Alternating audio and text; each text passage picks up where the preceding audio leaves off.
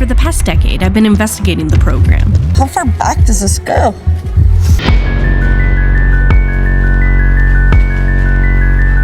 It was the boys' side that planned the riot. We were just talking about a riot, and it actually ended up happening.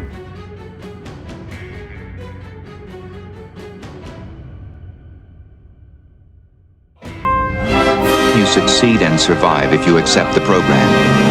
If you don't, there are punishments. You are manipulating children. Well, you are certainly having an effect. You are changing their behavior. Welcome down the rabbit hole, friends. The biggest difference between the program and any kind of real therapeutic environment for children has to be the inclusion of cult-like seminars and practices throughout a child's time at Ivy Ridge. God, it's like almost every abusive thing you think could happen to a child has happened in one of these settings somewhere at one time or another. I certainly didn't expect my son to come home from boarding school with teeth knocked out, with back injury, and with burns on an arm. This PBS documentary, made years before the Netflix docuseries The Program, covers a society called WASP, WWASP, which stands for the Worldwide Association of Specialty Programs and Schools.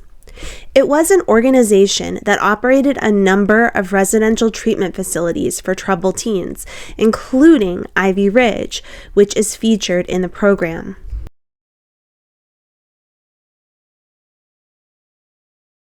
WWASP Program Red Flags Part 1. Admittance without consent or due process / involuntary and forceful escorting to a program. At Solstice East, we experienced this through Transporter. WWASP Program Red Flags Part 3. Physical or mechanical restraint / pressure points and use of chemical control methods such as pepper spray as punitive punishment. This is a huge program red flag. The kids at Circle of Hope, which closed very recently, experienced the use of a pressure point restraint, where other students assisted staff in sitting on someone's pressure points to force compliance. So we did seminars that were based on teachings that I thought was therapy at the time, but I've later come to realize and learn that it was based on Life Spring and some other crazy theories.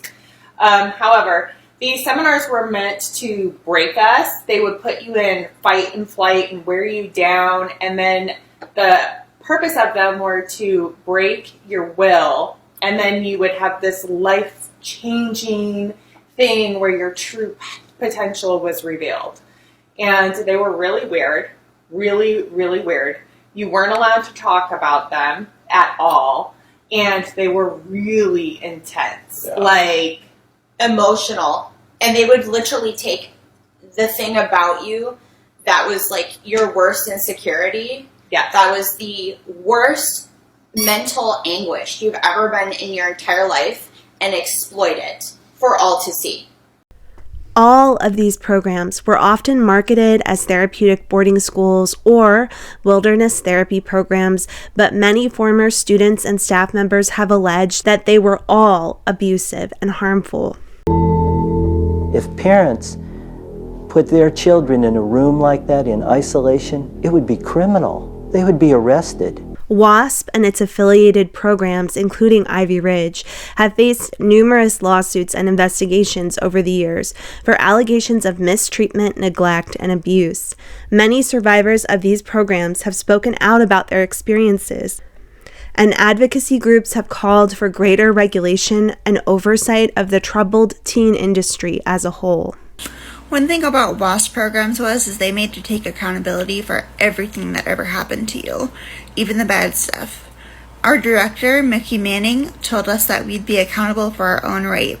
If we had been raped at gunpoint, we chose to be raped over being shot. Therefore, we were accountable for our own rape. And just kind of logic that they're trying to ingrain in our heads, which is so messed up. Because how can you take accountability for something that you had no control over? During the seminars that happened at the program I went to, One particular process we had to do was called the lifeboat process, and that was probably the most traumatizing process that I ever went through my entire time at Clearview. They had us all lay down on a floor and had us all close our eyes and guided us through this guided meditation, this storyline of how we had won a trip on a cruise ship and we were going to vacation by ourselves and how much fun we were having. And they kind of just trailed along this story for like 10 or 15 minutes. You really got lost in it. It was a dark room, your eyes were closed. Then all of a sudden there was just crashing and banging and loud noises and people screamed. And they said, the cruise ship is sinking. You only have 2 spots on the lifeboat. You must vote for who to live and who to die. And I was given 5 popsicle sticks. There was about 30 girls in the room and we all stood in a circle. I had to pass by each girl and say each one by name. Say her name was Lizzie. I would have to either say, Lizzie, you die and step left. Or I could say, Lizzie, you live, and give her one of my life votes. The trick was to see if you would save a life vote for yourself. I was the first one to go around the circle, and I did not save a life vote for myself, simply because I did not know that we were allowed to. And I got belittled for not saving a life vote for myself. I got told that I didn't think my life was worth living. A WASP seminar was a type of personal growth program that was often used as a key component of the WASP model programs, including Ivy Ridge Academy. Seminars are 2 to 4 day events that happen about every 4 to 6 weeks at every one of the WASP programs, and you have to get through one to get to the next one. These seminars were designed to facilitate intense emotional breakthroughs in participants through a variety of techniques, including group therapy, confrontation, and personal disclosure. In order to graduate the program, you had to complete the seminars, and there were a lot. Completing the seminars meant not questioning their ideology.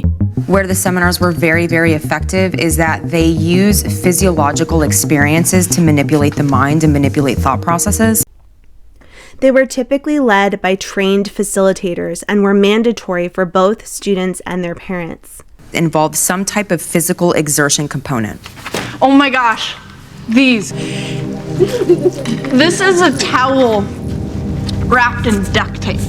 They had to sit on the floor and they're like, okay, now I want you to start hitting the floor as hard as you can. Many critics of WASP and its affiliated programs have alleged that these seminars were coercive and manipulative, using tactics such as brainwashing and mind control to break down participants' resistance and promote loyalty to the program. Are we doing the students justice, or are we, are they just a commodity that we are like pork bellies or soybeans or something that we're willing to buy and sell in the market? At the Academy at Ivy Ridge, there were several cult-like practices that took place as part of the program. For example, isolation was a cornerstone of what happened at Ivy Ridge. Students were cut off from their families and the outside world, and their communications with people outside of Ivy Ridge and everyone inside the building as well were all monitored. I think that any place that provides 24-hour care to children needs to have some oversight. It is a public safety issue, and it's a child safety issue. Brainwashing. Students were subjected to intense and prolonged sessions of group therapy, WASP special seminars, and they were subjected to confrontations that were designed to break down their sense of self and make them more compliant. This is a multi-million dollar industry. We're talking about maybe 20 to 30,000 kids that are moving through this system at any given time, and we know very little about them. Punishment and humiliation. Students were punished for minor infractions, sometimes in public, and were often forced to wear humiliating signs or clothing as a form of discipline. Forced labor. Students were required to perform manual labor tasks such as cleaning and construction without pay or proper training. Overall, the environments at these programs were highly controlling and coercive, with a focus on breaking down students' resistance and molding them into obedient followers. In the docuseries, the students of Ivy Ridge show how the seminars were used to push students past their breaking point, often with repetitive movement and mantras repeated for hours. What was it like? Do it. Okay. Palms up, palms down, palms together, palms apart. Palms up, palms down, palms together, palms apart. Palms up, palms down, palms together, palms apart. Palms up. Catherine and her team are exposing a level of depravity I never imagined having existed at these boarding schools, with what little I've heard of Paris Hilton's experience. The coercive control is evident in this docuseries, and in tomorrow's video, we will take an honest but sympathetic look at the parents who oftentimes through desperation sent their kids to places like Ivy Ridge, and they participated in their own cult-like experience. I hope you'll join me again tomorrow, friends, so we can head down another rabbit hole.